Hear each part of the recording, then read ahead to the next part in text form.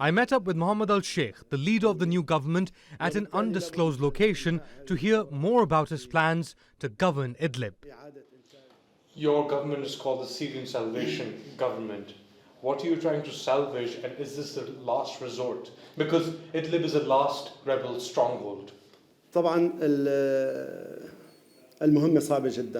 Of course, it is a very hard mission that is being carried out by the Salvation Government. We got into the picture at a very critical phase in terms of the political situation and in terms of services. Politically, I mean the global political reaction to the Syrian issue, because among some countries, there is a kind of push to end the Syrian revolution and shore up the Assad regime.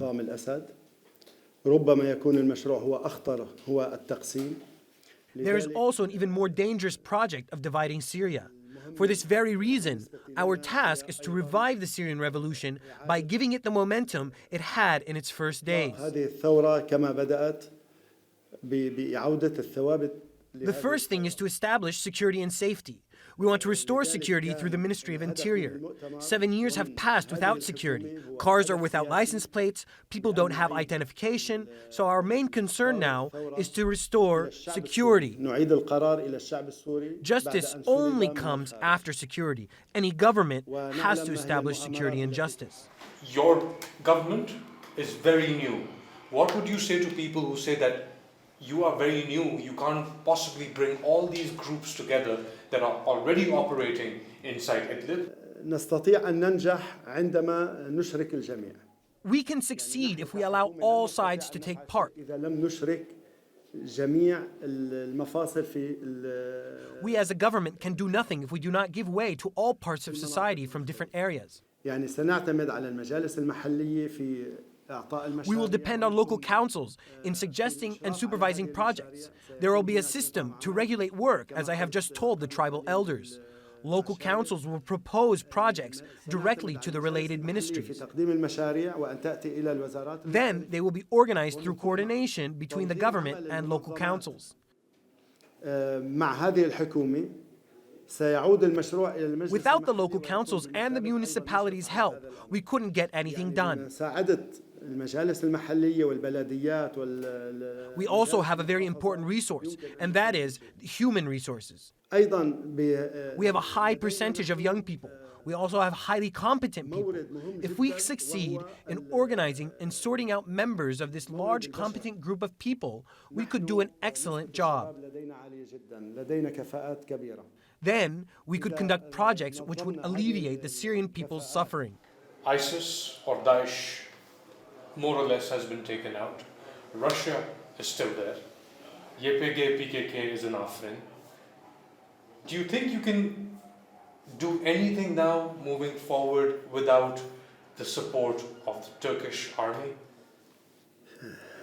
In fact, all of the evil powers have conspired against the Syrian people. They want to finish off the Syrian revolution. Because the Syrian revolution has proven to be a revolt not only against regional, but also international regimes.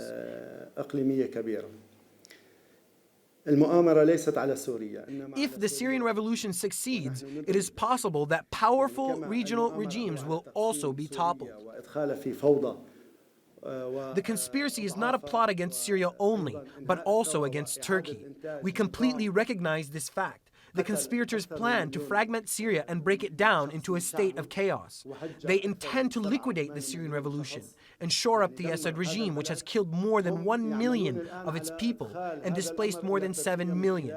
The Assad regime has destroyed Syria. They want to sow sedition inside Turkey. They also want to fuel sedition and plots in Turkey like those sown in Syria.